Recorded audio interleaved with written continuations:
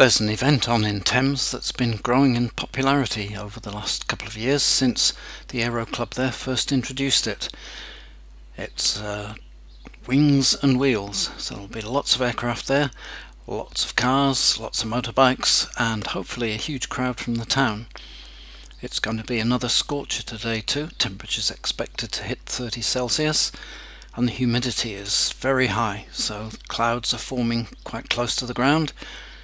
And my friend Bob and I have fun weaving our way through the little bits of cloud on our way past Waihi, the town over there on our right. There's Bob. Say hi to Bob. Nice to see you.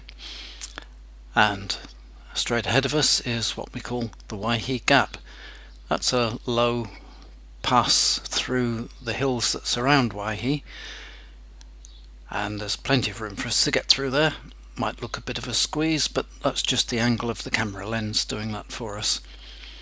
Once we're through the gap, we're out onto the Hauraki Plains, passing the town of Pyroa. And the clouds this side of the hills are much higher than on the ocean side. The river below us here on our right runs all the way up to Thames, where it flows out into the Hauraki Gulf. We can just make out the gulf in the distance there, and it's not long before we're ready to, in aviation speak, join the airfield at Thames. To get there we have to make a couple of turns, and on one of them we're looking back at the sun, which is not up very high because it's still only 7:45 in the morning. So round our last turn and over what's colloquially called the poo pond and down onto the runway. The local council operate this airfield, and one of the things they have done recently is remake the taxiway that goes from the intersection of the two runways up to the clubhouse.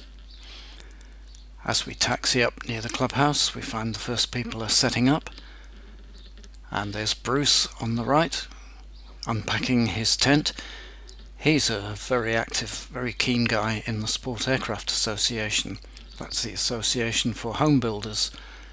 So next to Jan is Jared's home-built, but not quite finished yet, Ran's S9. And here is an engine looking for an aircraft. It's actually an Allison V12 built in the 1940s. And it runs on that trailer, makes a huge noise, shakes the earth and generates quite a draft. And here are some of the wheels, except this is the Coast Guard boat. They're drumming up trade and trying to help the boaties remember to wear life jackets when they go out. A nice lineup of classic and vintage bikes, a nice lineup of cars, and there's a Caterham 7, one of the things I really like to look at.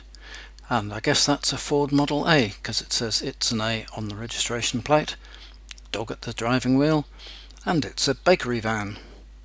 Now here's a car that's not quite like all the others. Ford at the back, huge V8 at the front. I had got quite busy after our arrival until lunchtime, so there's no video from that part of the day, and Bob gave me a break from driving the quad bike, guiding aircraft around the place.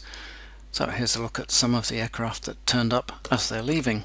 That was a Tiger Moth that we just saw, and this one's a real interesting aircraft. It's a Waco owned by a guy in Tauranga, and he presents it beautifully whenever it's out. Lovely looking aircraft, that one. This is a de Havilland Beaver floatplane operated by Auckland Seaplanes, and they were doing joyrides for only $150. You get a decent flight in it and a landing on the Hauraki Gulf.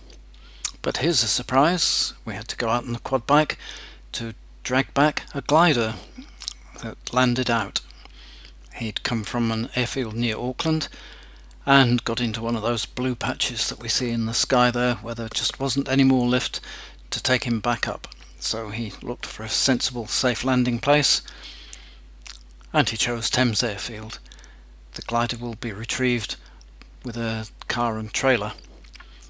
These two aircraft are Yak 52s.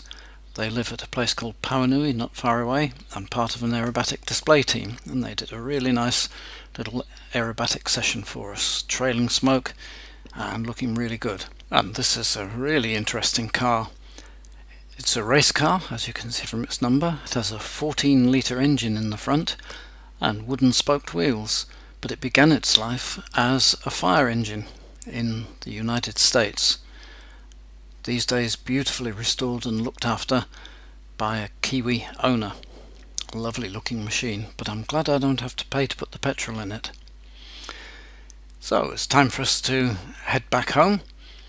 This is where we were guiding people along using the quad bike, and that's Rick, one of the club's instructors in the Foxbat, doing one of many demonstration flights or trial flights that they did today, taking lots of people for an experience of flying one of these lovely machines. We make a right turn out from the airfield and fly along the Hauraki Plains once more before crossing these hills on our way back to Waihi Beach. And as you can see, the sky has changed quite a lot since early morning. No low clouds anywhere. These clouds are quite high and very benign, but the air is quite bumpy. That's all the heat in the ground lifting the air up and giving us quite a rocky ride as we go over the hills. And on our way back home, passing once more the town of Waihi and the big hole that is a gold mine. That hole is no longer active, but there is underground mining going on, taking gold and silver out. At the coast we have time to enjoy the beautiful views once more, and this is a part of the flight I always like, where we start descending, go out over the ocean to do that, to get down to the right height for landing on the airfield. There's the runway ahead of us, and we come in, touchdown, and that is the end of a beautiful flight. But boy, was it hot in that cockpit. We're both glad to be out into the fresh air and ready for a nice cold drink. See you next time.